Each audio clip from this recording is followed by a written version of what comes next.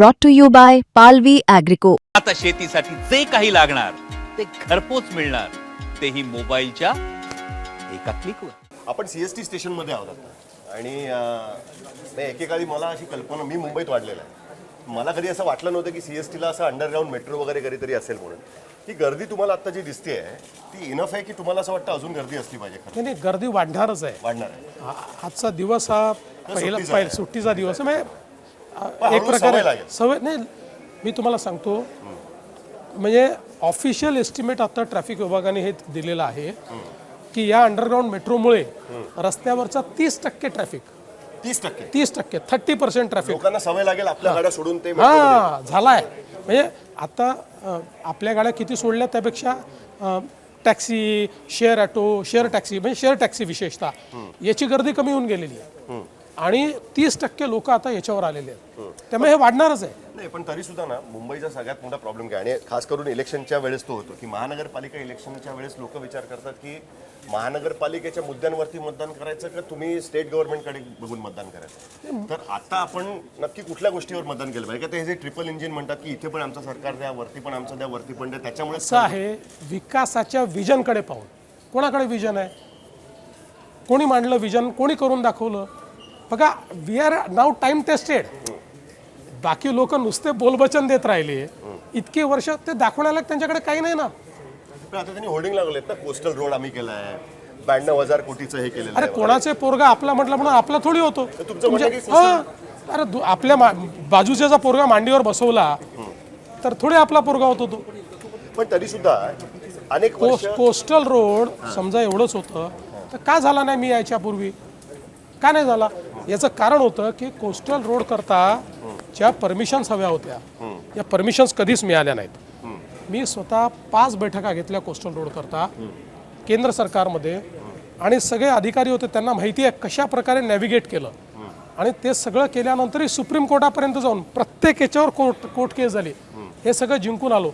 आणि हे इतक्या कुत्या मनाचे लोक आहेत की ज्यावेळी कोस्टल रोडचं सगळं केलं आणि मग हा प्रश्न होता की महानगरपालिकेला द्यायचा, MMRDL द्यायचा की MSRDCने करायचा. मला उद्धवजी म्हणाले महानगरपालिकेला द्या. म्हटलं ठीक आहे, त्यांनी डिझाईन केलं, महानगरपालिकेला करा. आणि मग एक दिवस अचानक सकाळी मला न सांगता उद्धवजीने त्याचं भूमिपूजन करून टाकलं. मी काही म्हटलं नाही. तुम्ही एकत्र सरकारमध्ये हो, आता मी मुख्यमंत्री, ते कुठल्याही पदावर नव्हते. It was not on any constitutional post. त्यांना अधिकारही नव्हता. तरीही विकासामध्ये राजकारण करायचं नाही. मी म्हटलं, मला कमिशनरने सांगितलं की साहेब काय सांग, तुम्ही परत करणार असाल तर आमची तयारी आहे, कारण हे त्यांनी त्यांचा हे होता, त्यांनी करून टाकलं. मी म्हटलं, मला अख्ख्या मुंबईला माहिती आहे कोस्टल रोड कोणी केला, त्याच्या परवानग्या कोणी आणल्या, रोज न्यूज छापून आल्यात जेव्हा परवानग्या आल्या, प्रत्येक बैठकीत काय झालं, तिथे काय झालं, कशा प्रकारे आम्ही ते नॅव्हिगेट केलं. त्यामुळे श्रेयाकरता मला थोडी काही लढाई करायची. तरी सुद्धा ह्याचा अर्थ आपण असा काढायचा का की एक काळ असा होता की मुंबईमध्ये, ठाण्यामध्ये राज्यामध्ये वेगळ्याचं सरकार, मुंबई ठाण्यामध्ये वेगळं सरकार, तर त्यावेळेस कधी या गोष्टीचा प्रॉब्लेम नाही आला. पण आता ही गोष्ट बदलली असं तुम्हाला म्हणायचं आहे का की बाबा वरती पण आमचं सरकार असेल आणि खालती पण असेल तरच त्या गोष्टी स्मूथ होऊ शकतात, असं काही आहे का? हे आम्ही दाखवलंय. बघा, मी एक नाही, हा रूल नाही, मी रूल म्हणत नाही. पण मी तुम्हाला एक सांगतो की आता पृथ्वीराज चव्हाण साहेब हे नेहमी सांगायचे माझा पेट प्रोजेक्ट हा कोस्टल रोड आहे. ओके. ते मुख्यमंत्री होते. हो. त्यांचे तेव्हाच्या शिवसेनेशी किंवा महानगरपालिकेशी संबंध अतिशय चांगले होते. केंद्रात मनमोहन सिंग साहेबांचं सरकार होतं.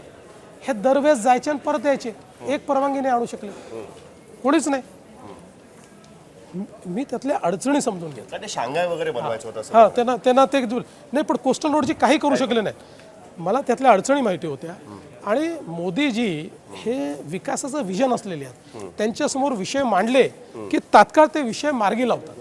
त्यामुळे मोदीजींनी त्या आमच्या अडचणी समजून घेतल्या आणि त्याला मान्यता दिली. म्हणजे 3 पर्यावरण मंत्री हे त्या दरम्यान बदलले केंद्रामध्ये. पण एक एक करून सगळ्यात त्यातले अडथळे आम्ही दूर केले. आणि मग प्रश्न हा निर्माण झाला होता की तुम्ही कोस्टल रोड तयार करताय, त्याच्यामुळे रेक्लेमेशन होणार आहे, रेक्लेमेशनमुळे जागा तयार होणार आहे, तुम्ही त्यात नव्यानं रिअल इस्टेट तयार कराल. मी ॲफिडेव्हिट दिलं, एक पत्र दिलं की नाही, तिथे फक्त गार्डन तयार करेन, तिथे कुठली रिअल इस्टेट तयार करणार नाही. जेवढा एरिया तयार होईल, जवळपास 150-200 एकर कोस्टल रोडमुळे तिथे फक्त आम्ही गार्डन करू, दुसरं काही करणार नाही. तिथे बेसिकली वॉकिंग ट्रॅक Yes. आणि या सगळ्या ज्या गोष्टी झालेल्या आहेत. पण तुम्ही रिअल इस्टेटचा उल्लेख केला म्हणून